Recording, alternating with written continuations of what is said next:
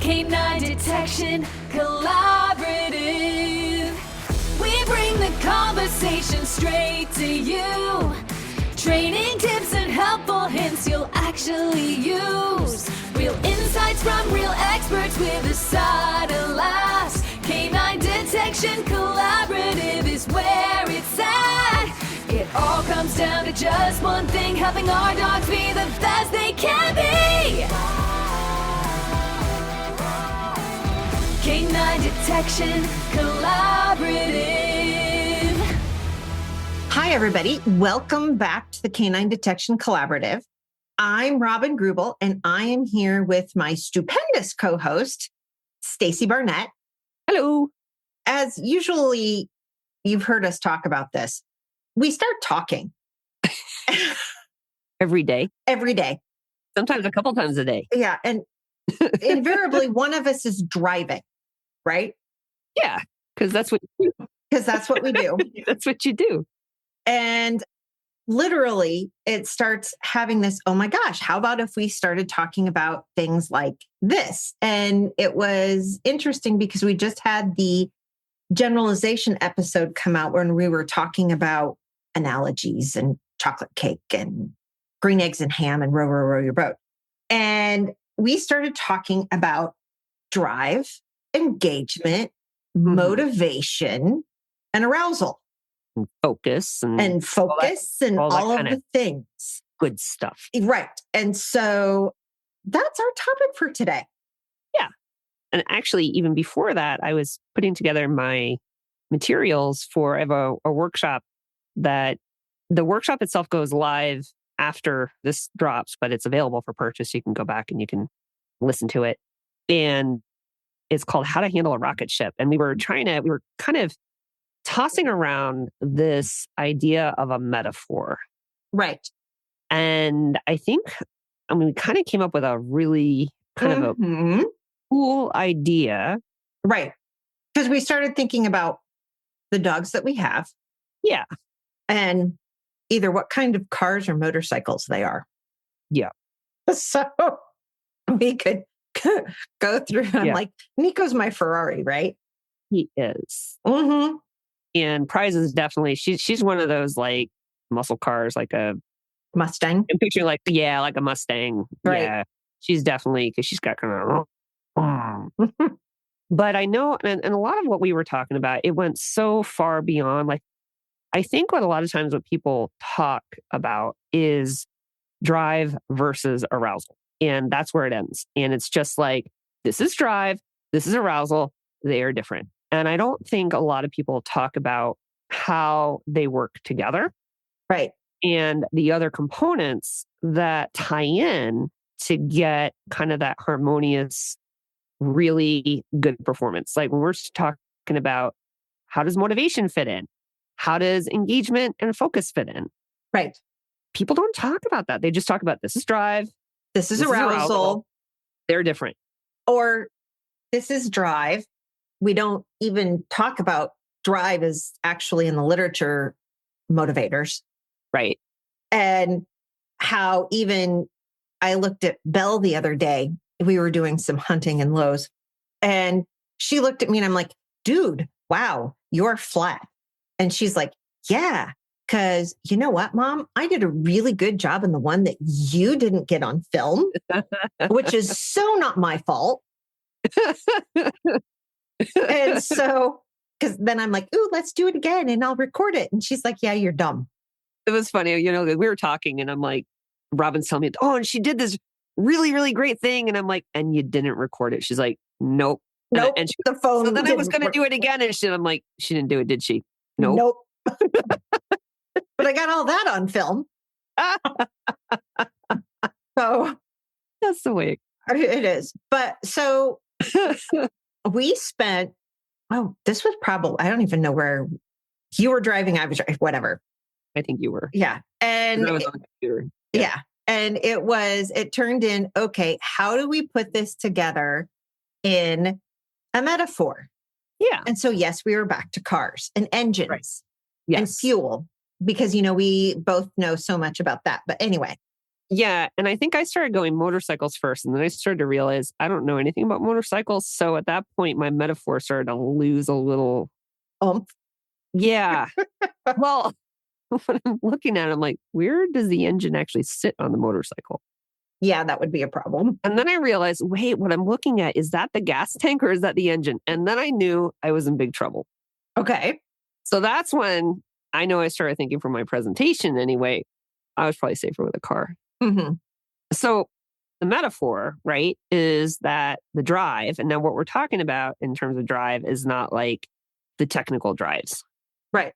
Right. This is more a little layman. This is like what we're talking about in terms of the amount of genetic. It's very high very level.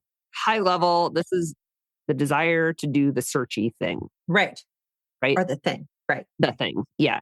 In our case, it's searching. Right. But the thing. And so we were talking about like the size of the engine being the amount of drive. Yep. How many horsepower does your engine have? Exactly. Are you running 4 cylinders? Or 8? Or 8. Exactly. Yes. Or 12. 12. Ooh. I think yeah. Powder has 12. Yes. Powder definitely has 12. She has 12 and high octane gas. Yes, she does. She's also got a nitroglycerin booster. Yeah. A nitrous. Yes, she absolutely has nitrous oxide. Yeah, she does. Welcome to my Fast and Furious reference, right? Right. She's like afterburners, you know? Yeah. Wait, is that airplanes? Sure. I don't know. We've got a lot of people laughing at me. I know. Right now, they're like, oh my God, the two girls should not be talking car engines. Oh my God, they're talking engines. I know. Yeah. But anyway, okay. So all right. Drive is the size of your engine because when you buy the car, that's how much engine you got, right? Just like when you buy the puppy. Yes.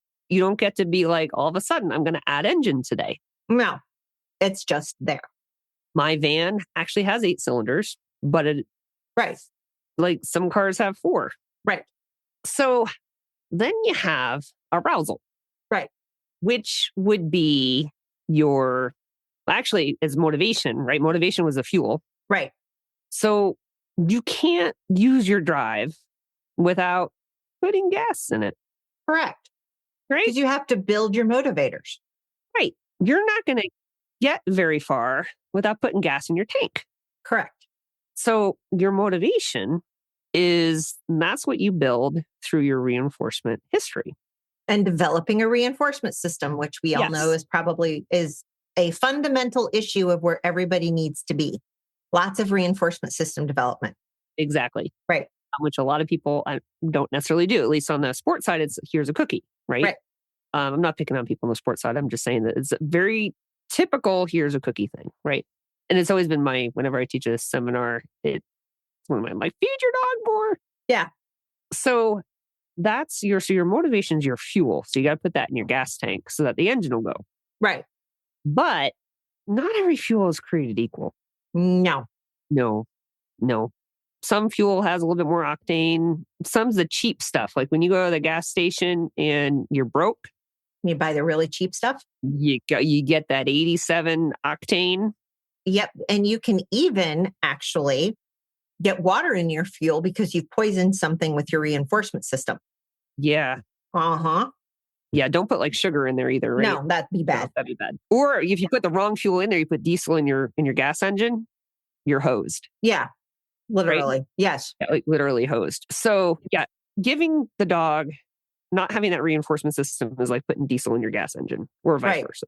Not a good idea. Mm-hmm. Yeah, we still have like engine people laughing at us, but that's okay. It's okay. Post on our podcast and you can let us know just how off we are. All of that. So it's okay. I'm cool with that. With that. Because we'll learn things. Yeah, we're going to learn things. I always love to learn new things. And I'm looking forward to finding out just how wrong I am about engines, but it's okay. Yes. So we have size of the engine how much drive.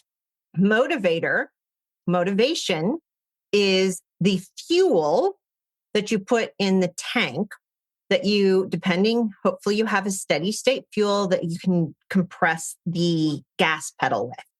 Mm-hmm. Right? Reliable fuel. Yes.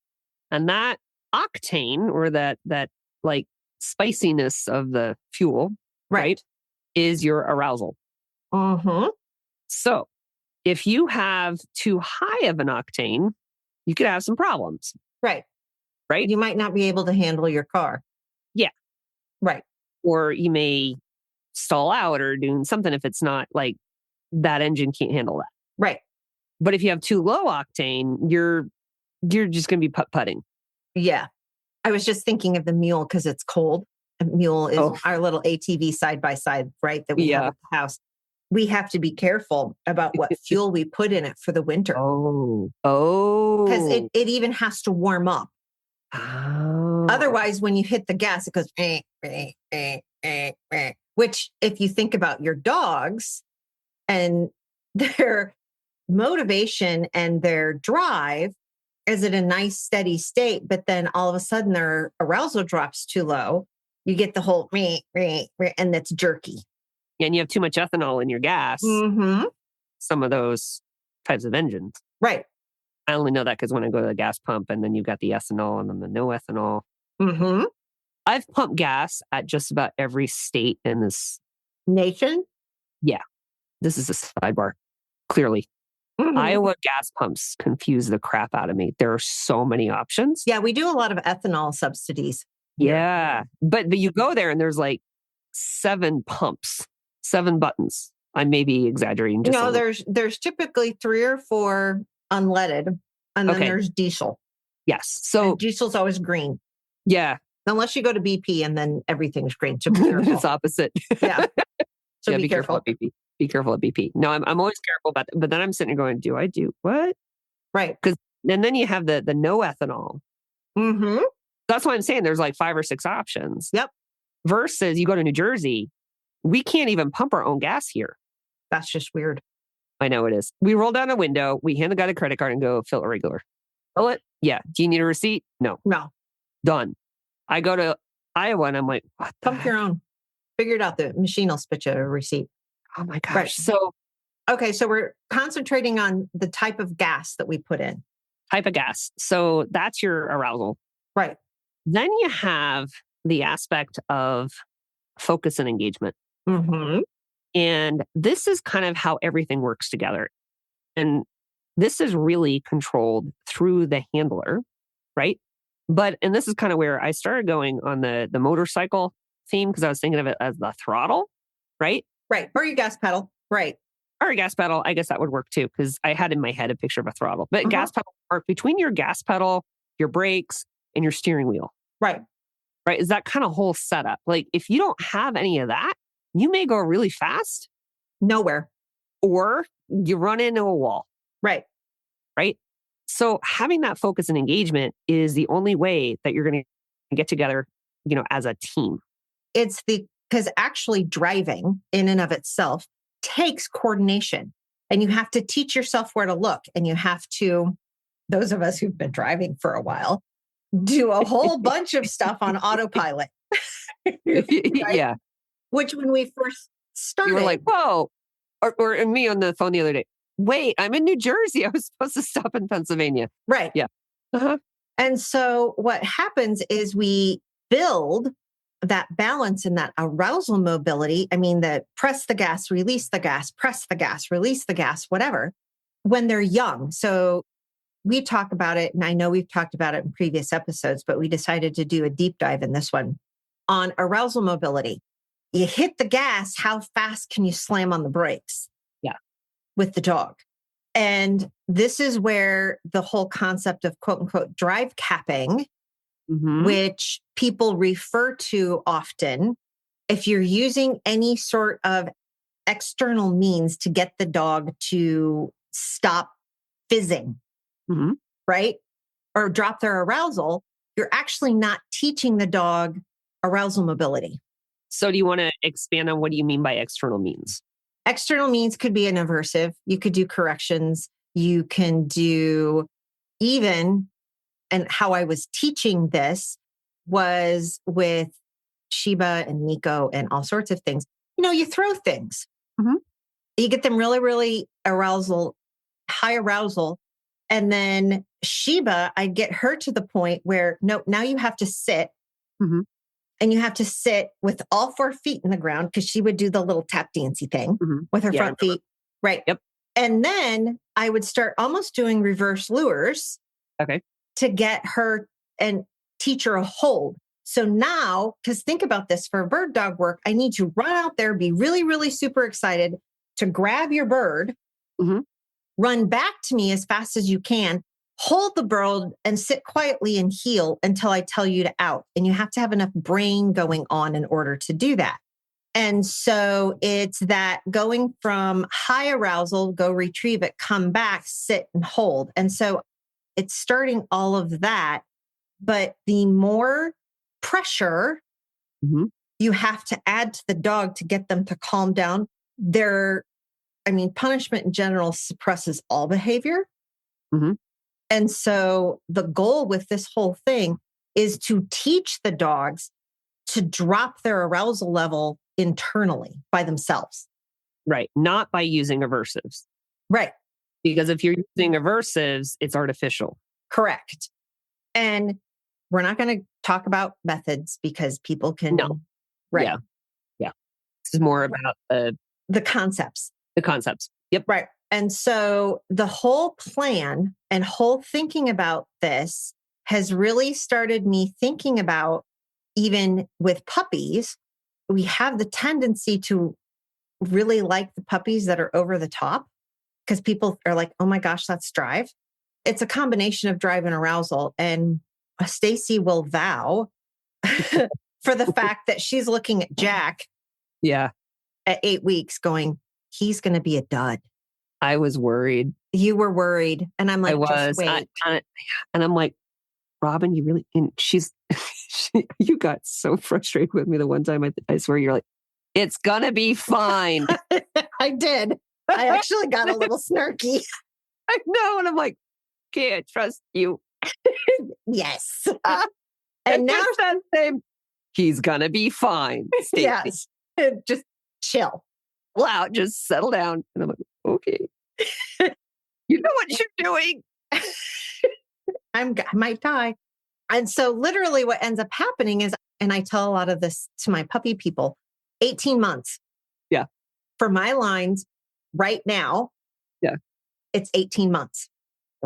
That changes typically on who I'm breeding to and all sorts of things.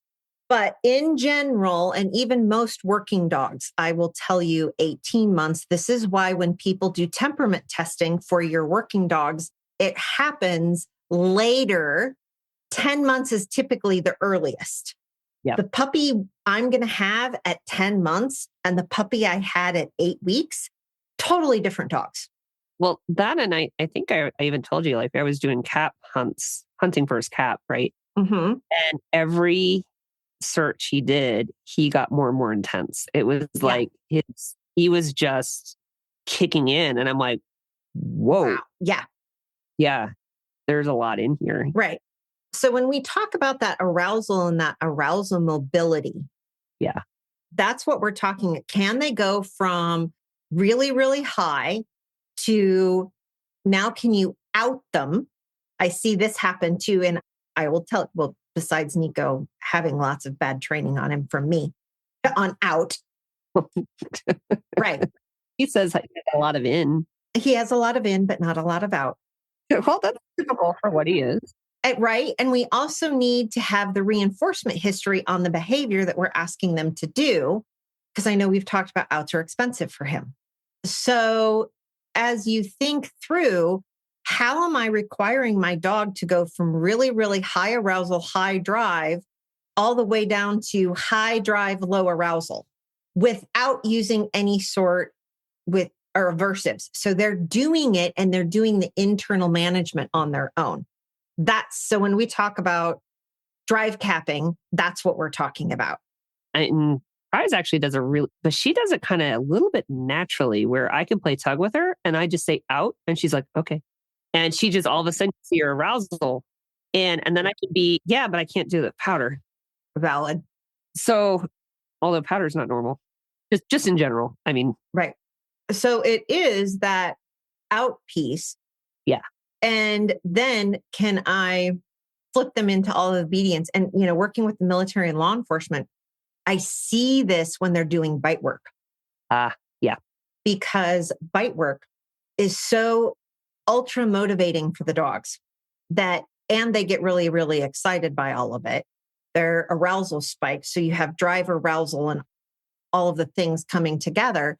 And then you're asking the dog to let go of the thing that's responsible for the dopamine dump that's happening in their brain. So yeah. Drive capping in detection. Okay. What would you say is the one thing that can create that drive capping in detection? I would go, do you mean it's their trained final response a lot? If you're doing a passive trained final response, that's the equivalent of drive capping. Yeah. I mean, because no, you have to do a stationary behavior until I am telling you you're done versus like a bark and hold. Right. Which they get to leak off some of that excitement by barking. And so that can be really hard, not only for the dog, but for the human. Do you mean training it or do you mean just yeah. Well, and you are integrally, because I was out training with the puppies the other day, standing in front of all of the Christmas stuff that's at Lowe's. And they're searching in and around the Grinch and all of the things that the animatronic stuff. Yeah. And I had to make a conscious decision. Will I accept a stand and stare versus a sit and stare? And how long am I going to require the sit and stare? Because I'm working on my green eggs and ham. Right. And row, row, row your boat, right? And so I'm having to make conscious training decisions on eroding the desired end behavior because I'm doing so. Does that tell you that, yes, am I pushing a little bit too much? Yes, I probably am. But I'm also out at Lowe's. And when else do you have a 10-foot tall Grinch singing to you? Yeah. And a 7.5-month-old is your oldest pup. Right. It's just, you make just training decisions. Yeah. And then, okay, I can see her. The more repetitions I'm asking her to do, her arousal's dropping. Her drive is still there. Yeah. Right? The motivation is still there. Yeah. But her arousal is going a little flat. Okay. And so I don't have some of what I would call the enthusiasm. Okay. So what we did is we played some Get It Eats because she got to chase treats rolling across the floor. Yeah. Which for her is like fantastically awesome. Yes. So that came up and then I sent her right back to work. She did one really good one. And I'm like, that was awesome. We're done. That became the no, I do not need to do another. How's it going to get any better? I should have listened to myself earlier, but whatever. No. The whole do as I say, not as I do kind of thing. It happens to all of us. I know, right? So then I'm also in a different situation where I'm changing Prize's alert. Right. So I'm going from an alert that caps her drive, right? Mm-hmm. With the refine. So her refine is a refine and a down at handler. The down actually caps her drive. Correct. Because it's a passive behavior. And then when I say, show me, it actually releases it and she goes off like a rocket. Right. And she explodes in a controlled fashion in the direction that you would like. Exactly. Right. So I'm having to go from that to a bark and hold. Correct. Because we're transitioning to USAR. Right. It's exciting. Yes. Yes. And so now I'm going from a TFR that caps drive to a TFR that leaks drive. Right. So for me as a handler, I'm going to have to think about the transitions between victims. Correct. So that's like food for thought for me is to say, okay, when I'm managing her arousal, which is really what you're doing there, because you're using that arousal to kind of hone that drive, right? That I have to think about what is the behavior that she's giving me. And is that a behavior that naturally caps the drive or is that a behavior that actually naturally leaks the drive? Right. So that's going to take a little bit of, probably going to have to just put her into a down really quickly and then. Well, and I see people work up a routine. Yeah. It's just like the same thing that people do with go find another. Right. water or something. Right. Put your collar back on. We spin you in a different direction and I release you and away you go. And you have all that muscle memory from the dog that then is built up that they explode. And so the thing that people seem to miss is we've talked about it, drive, arousal, motivation. Yep. But if you can't see where you're going, which is engagement, right? It's kind of like looking through the windshield. With a bunch of bugs on it from Iowa? Right. Yes. Yeah. Those who come to like distraction camp and intentional handling, they get it. You get it. Right. So literally, you've got the windshield, which can look big compared to what everything is actually at. You have different ways of doing engagement and you can look at your windshield. Are you looking right over the dash where the dog's just barely engaged? Or are you almost going over the roof where they're so high that they aren't engaged? So you're trying to get that, let's look right in the middle. And guess what? There's also side windows. So we have to be careful of what's going around around us. But it's that engagement piece where the dog is like, let's do this together. Yeah. Are you on the road? Yes. Are you in the ditch? Depending on the day. Yeah. Depending on the day, you may be right in the shoulder. Right. So if we start thinking about that whole analogy and really start concentrating on, I can have a highly motivated, highly driven dog with their arousal off the charts. Oh, yes. But they're still engaged. Yes. Right? Or you can have one that's totally checked out on you. Yeah. And I've had the former a lot with Powder. And I found that happened a lot at least through kind of the first half of her elite career, because I always felt like it was always skating this razor blade between like this fine line between brilliance and train wreck. Right. And when she was fully engaged. She was in drive, arousal out the roof. We would definitely be on the train wreck side.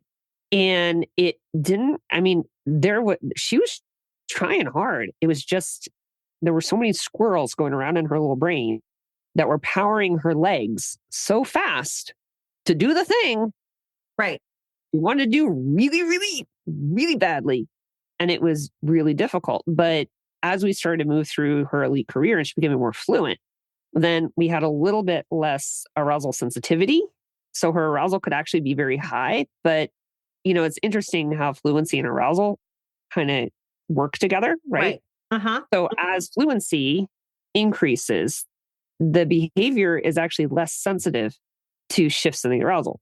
Yes. So even though she has a tendency to go up in her arousal, number one, I don't take her off leash anymore unless I really know she's going to be all right, because that's just a dumb thing to do. Only because I can't manage the arousal on a moment-to-moment basis, right? But not because she can't be off leash, just because I have extra communication. Well, she's going to jump on stupid stuff. So Well, there's that too. Right. But yeah, I took her off leash and got faulted a point. Whoops. Yeah, anyway, tables. Anyway, yeah. But I did find that as soon as she became more fluent, at that point, it became a lot easier to deal with those shifts in the arousal. Right. Yeah. So, that's kind of, and then the whole on leash, off leash thing with her, I would definitely say on leash is actually a pretty good idea when you have that kind of arousal going on. And I do talk about this in the workshop, by the way.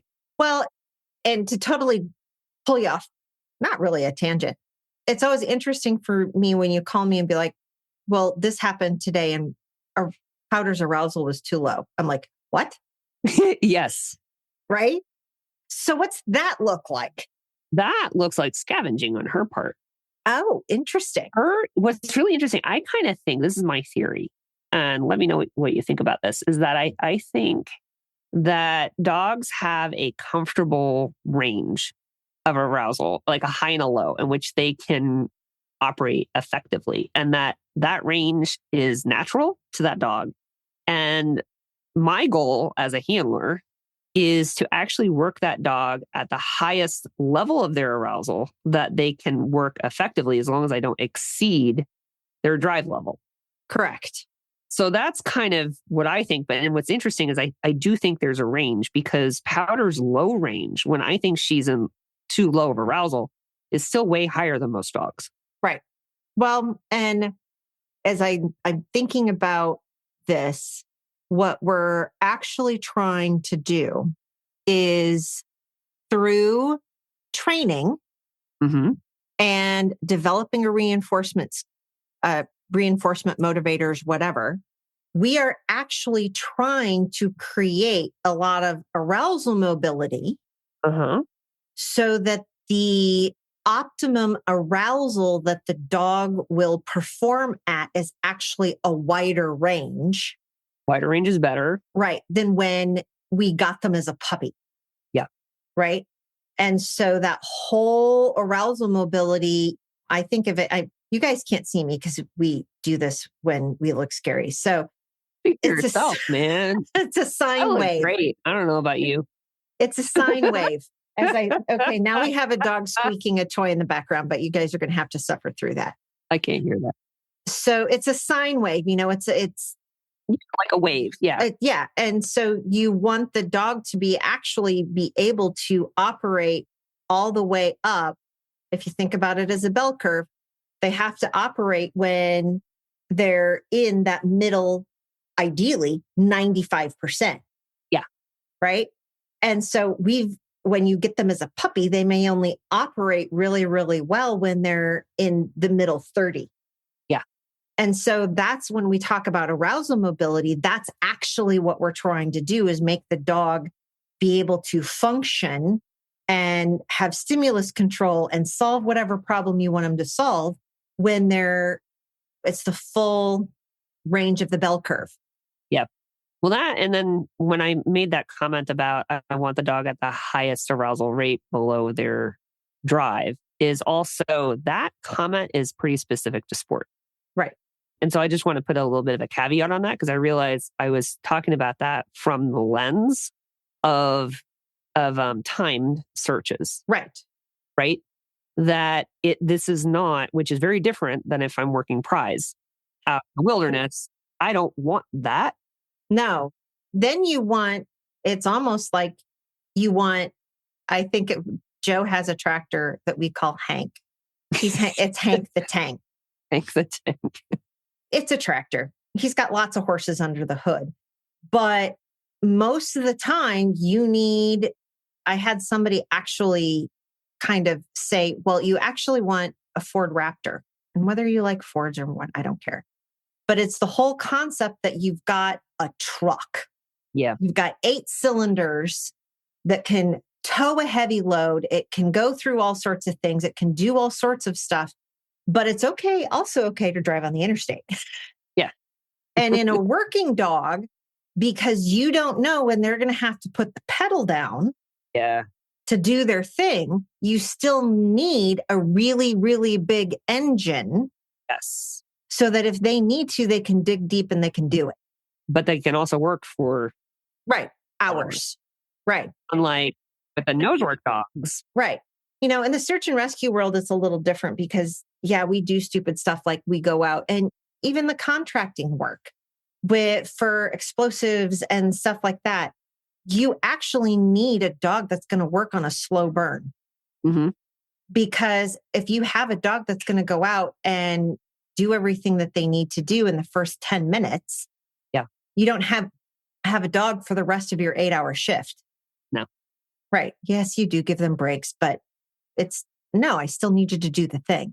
But otherwise, I want to be able to take Powder and do 5 buses inside and out in 3.5 minutes. Yeah, absolutely. But she did. Right. Of course she did. At least she didn't almost die. No, she did great on that one. I'm the one that died because the steps coming in and out. Yeah. Yeah, no, I almost ate it on the first set of steps coming out. And then I'm like, right, I have Powder. Careful on the next.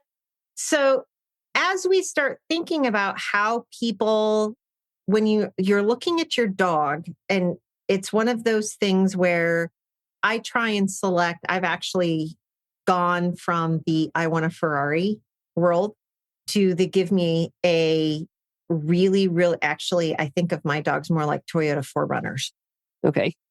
right? They can 4-wheel drive. Uh-huh.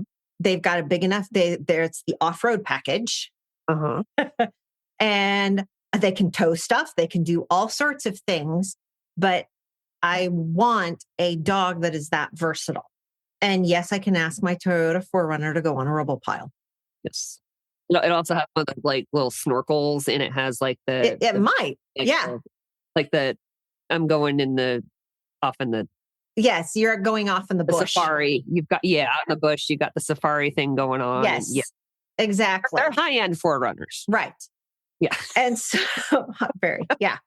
But I just think that that whole part of building everything and putting I got the engine, but I have to actually like break the engine in and teach it. Yeah. So anyway, yeah. So that was one of our very long discussions. We beat the heck out of that metaphor. We did. In very cool ways, though. Yeah. We'd really like to hear what you guys have used for your metaphors for teaching or whatever, Mm-hmm. and how you think about what's going on with your dog. I think that would be fun and interesting for people to tell us. Yeah. And if we've completely botched up a lot of the engine stuff, and if you're just hit the I believe button, it's fine. Or let us know, just so that that'd be don't okay make too. that mistake the next time. And right. So if you're like a major engine dude, you're like, no, man, you can't do that. You can't do that. Yeah. So, Stacy, tell me about your class that you have. Oh, yeah. So the workshop that we're... the workshop that you're doing where you're talking about handling this type arousal dog. Yes. So this is how to handle a rocket ship. It's called and it's how to handle a rocket ship, and it's handling the high drive and or high arousal nosework dog. And so it is focused mostly on sport because it gets into handling, and it gets into not because I think a lot of people talk about mostly what you do before a search. So yeah, I cover some of that, but I also get into how do you handle in the middle of the search? Like how do you adjust as you go? And I have a very long, in-depth conversation about arousal and drive and motivation and focus. All the things. All the things that go off on completely different tangents than we talked about here. Some of them are the same. But yeah, then it gets into how do you actually do some line handling to help to adjust some of the arousal in the, during the search and that sort of thing. So nice. And we'll include the link to that in the show notes so you guys can find that. Yep. I know that Stacy and I have like this huge list of stuff that we're going to talk about, and people we're inviting to come in and all of this other sort of stuff. When this goes out, registration for intentional handling and hide setting and distraction camp opens on January 4th. I'm so excited. I know. The website will go live at noon for registration, so you might want to bookmark it. We have some very exciting instructors lined up. You will get to meet them before you come in because we'll have them on the podcast.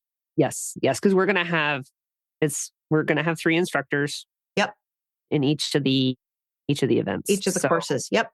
Each of the courses, and it'll be fun. Yeah. Yes. Okay. So now that we've done that, how about takeaways? Oh my gosh.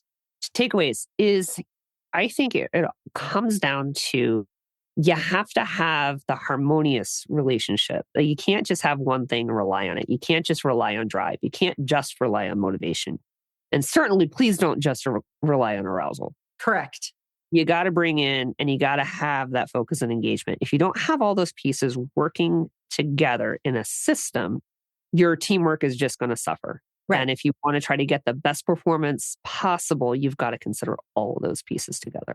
And my takeaway from this conversation is it's interesting for me how even as instructors and people who've been thinking about this for a long time, Stacy and I probably spent an hour and a half on the phone trying to dissect and tease apart how would you explain to somebody this? And how does the high octane nitrous oxide interact with the engine? Is it, do you flip a switch? And I kind of think that, they're like, oh, let's hit the button for the nitrous oxide and then shoo.